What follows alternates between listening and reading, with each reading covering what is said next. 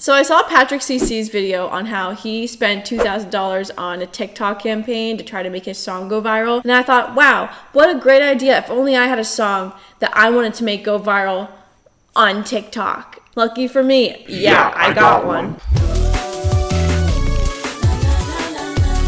I had a few $1,000 in my DistroKid account that had been accumulating for the past couple years of my royalties and such. So I figured this seems like a perfect opportunity to invest in my music, invest in myself. CEO alert. So I put some of that money into paying creators to make some cool content to my song, hoping that it would explode, maybe even start a trend. And boy, let me tell you, I definitely learned a lot throughout this process. Oh, you better believe it. I'm going to talk about what I did, how well it worked, what didn't work, what I would have done differently, whole 9 yards. Maybe this will help other independent artists out there that want to do stuff. Hey.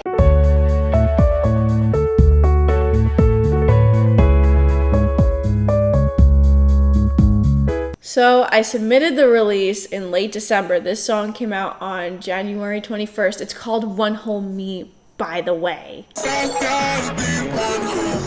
And I did a lot of stuff before the release. I made this big spreadsheet. Thought I was really rubbing my palms together, rubbing my meaty hands, going, man, I'm gonna collect so much data. There's no data yet. I just made a spreadsheet. One of the sheets on the spreadsheet had the release information. One of the sheets had names of TikTokers I wanted to reach out to. One of the sheets had a list of blogs and playlisters. There was also a list of video ideas for my personal page. I didn't even do all of them, but I put the ideas there. It's a thought that counts. And then there was also a separate sheet for trend brainstorming. Yeah, I know, pretty official.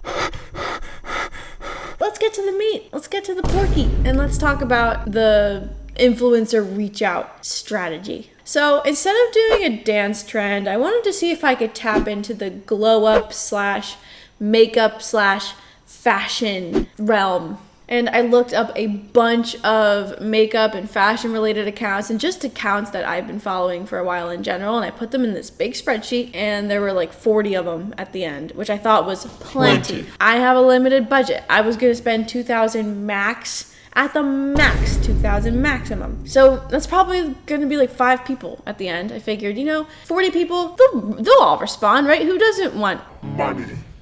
Out of my list of influencers, I reached out to all of them. Was it bad timing? Yeah, I reached out to them in between Christmas and New Year's. So worst timing possible, actually. It's the holiday season and I thought, wow, this is a perfect time to email. But yeah, only like 10 people responded out of the 40 I reached out to. It's a bummer. There were a lot of people that I was really, really excited about working with that I thought would totally respond, but they didn't. Wah, wah.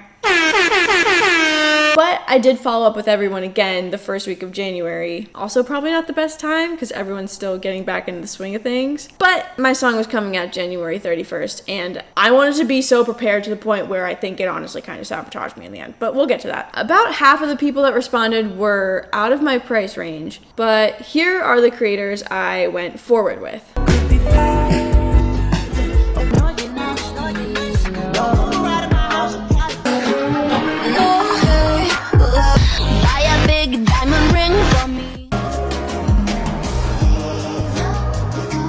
So I sent a written agreement to all of these people just so that they understood what I wanted from it and that they could sign something and that I could also sign something. So I trust they'll make the content and not delete it right away, and they'll trust that I'll pay them money. So yeah, everyone sent back their signed copies and I sent back a countersigned agreement. Girl, So yeah, 1 to 2 weeks before the song came out, I made sure I picked all my influencers that I wanted to go forward with. I emailed blogs and playlisters. Also reached out to a few people over Instagram DM. Typically, I wouldn't do this, but I figured why not? You only live once. And I submitted my song to A2B2 Radio. And they did it. They put it on there. If you don't know what A2B2 Radio is, it's basically this creative community founded by Andy Morin. If you don't know who Andy Morin is, well, you do now, because he is one of the 3 a death grip, and also has some really cool solo stuff out. Freaking epic. Just started his own label. What? Now that's what I call it. He-E-O. So those are all the things that I did before the song came out. And then the song came out. Yay!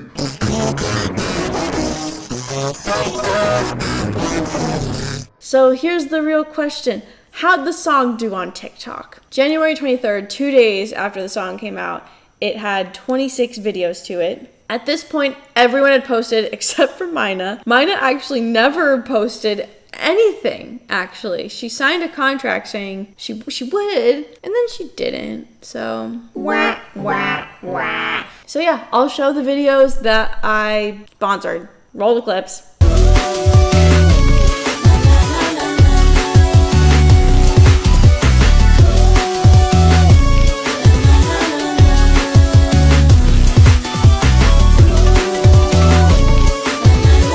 So Dylan's video was more like, look at me, get ready. And it didn't really center around here's the build up and then here's the drop. It was just sort of drop onward. Watch me make this outfit. And it did pretty well. Good stuff. It was a cool video. Cute fit. Nice. Thanks, Dylan. So as of now, the video has 14.9 thousand likes. We could round up to 15,000 if we really want to give ourselves a pat on the back. If I can't breathe without you, baby, then what's that say about me? If you're packed in all the cracks in my heart, then what feels them if you leave? You know that I love you, baby, don't take it personally. But you can't be my other half, I gotta be one homie. William did something around the build-up, the hook of the song, showing the process of the makeup. Fantastic, super talented. Gasp, jaw dropped. 12,000 likes, 265,000 views. That's good. That's awesome. You know that I love you, baby, don't take it personally. But you can't be my other half, I gotta be one homie.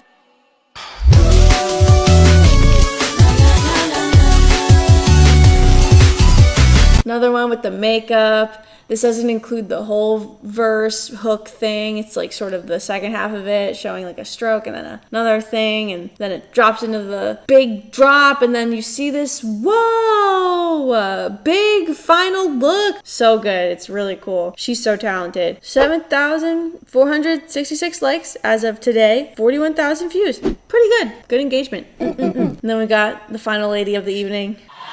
If I can't breathe without you, baby, then what's that say about me? It's the simple things in life. What is she doing? Oh, just, sitting out on a sunny morning with her painting a picture. Okay, Picasso. What is it? A minion. Incredible. It's not quite the glow up. It's not quite the fashion thing. But I kind of just told her, you know what? I've been a fan of you since Mooptopia. I'm a diehard Mooptopian. I trust your creative vision. You do what you want. 41,000 views. Almost 4,000 likes.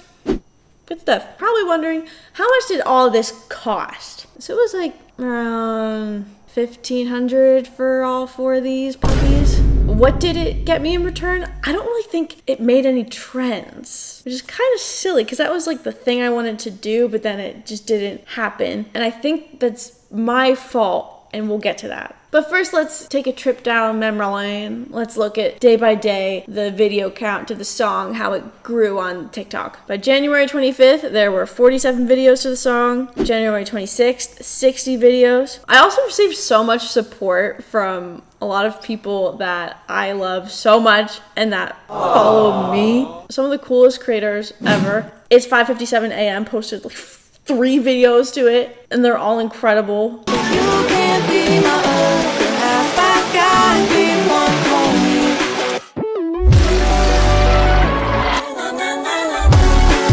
My friend Khalil posted a video. But you can't be my other half, I gotta be one homie.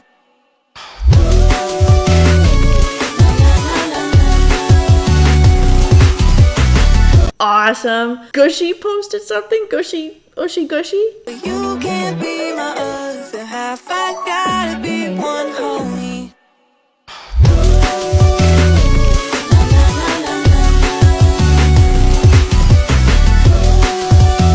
Did an incredible dance to the Deer song. Someone posted a really cute little video of their little doggy woggy. But you can't be my other half. I gotta be one homie.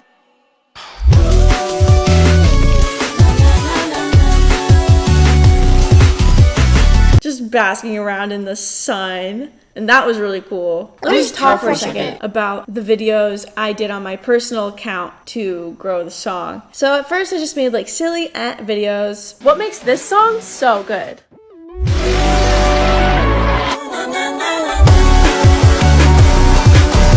Nothing. What makes this song so good? Nothing. Like that. I was gonna do this sound experiment that I learned about in my Sound is a Fine Art class, where if you keep putting recordings on top of each other, it's supposed to distort it so much that it's just a totally different sound. And I was gonna do that, but with the penis music GIF and on my Lemon Party account. But it wasn't working. I don't know why. I don't know what I was doing wrong, but maybe I was just remembering it wrong.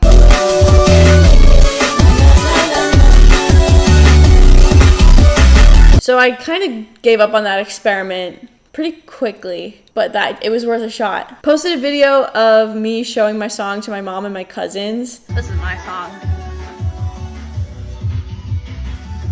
Thanks. And that one like exploded. I thought, oh yeah, this will do fine, I guess. But it went crazy. It got like 800,000 views. To this day. I mean, who knows? Maybe it'll grow more than since then. For more than maybe it'll. That was insane. That was so cool to see it do so well. I made a video where I was like, oh my god, my song was played on the radio. They're playing my song on the radio. Oh my god. Thanks.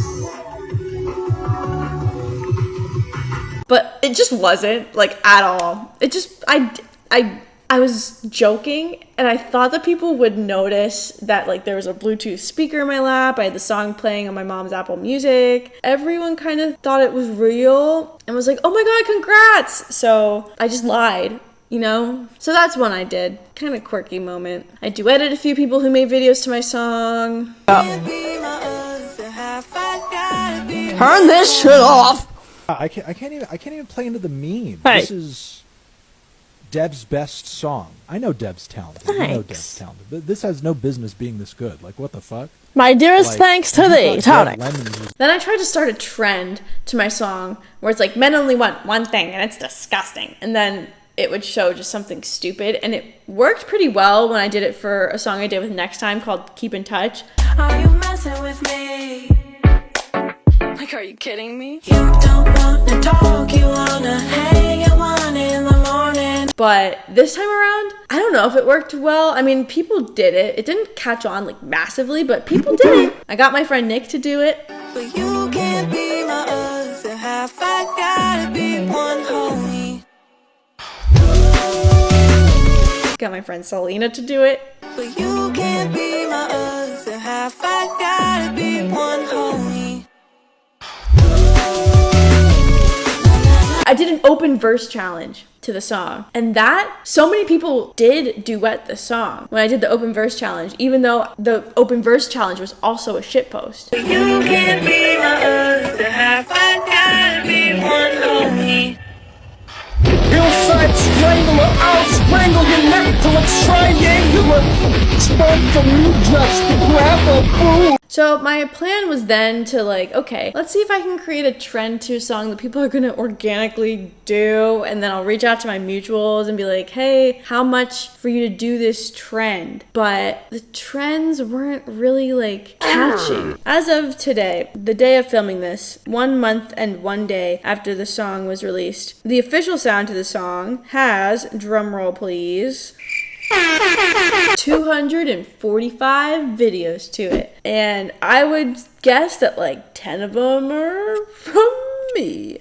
So yeah, in the end, you know, a little under 300 videos total to the song. No trends really happened that made it explode or whatever. But just because the song didn't go viral on TikTok doesn't mean that the song didn't do incredibly well. I was floored by how many people liked it. In its first month, it got almost 300,000 streams on just Spotify, and then Apple Music, it got like 100,000. Those numbers are crazy to me. If I would have told myself like a year ago, yeah, you're gonna release a song that's gonna get like over 10,000 streams, I'd be like, you're joking. It hit 100,000 in 1 week. Like what the? It was on the Hyperpop playlist. Shout out Lizzie. Thanks, Liz. It was also on some other really awesome playlists. Indie Pop, Cellophane, Anthony Fantano's Best Tracks of the Year. Freaking Tony did that. Thanks, guy. And landed a ton of really cool Apple Music playlists too. And it was played on Zane Lowe's radio show. A what? I can't believe I'm talking about my own song. Not to freaking... I just can't believe it. And I didn't even go viral on TikTok. Tons of people shared it on their Instagram stories, which was really sweet. So yeah, the whole point of the video is that you don't need to go viral on TikTok. You don't need to rub your sweaty palms together to try to think of a trendier song to make it do well. This exceeded my expectations. I'm just grateful that one person listened, let alone all these fellas. But going forward, if I do want to do something like this again, which honestly, it was fun. I would dabble again if I make it big, if I hit the lotto. Here's some things I'm glad I did, and here's some things I would do differently. I think a blessing and a curse was that I was so prepared ahead of time. I think having a huge list of content creators and reaching out to them early and stuff to make sure they would do something when the song came out. Sure, it was good. I was prepared. Less stressed that I would be able to find people. Even less stressed that like no one responded. I'm glad that I did that early on so that I could find more content creators and reach out to more people hoping that they would respond. But at the same time, I should have let the song just come out and see what trends or things people did to it organically and then pay people to do whatever happened organically to the song. That's what I wish I would have done differently, but no regrets, because at the same time, the people that I sponsored made incredible content. Those 4 videos knocked it out of the park. They were all awesome. It was so cool to see such cool pieces of content to my song.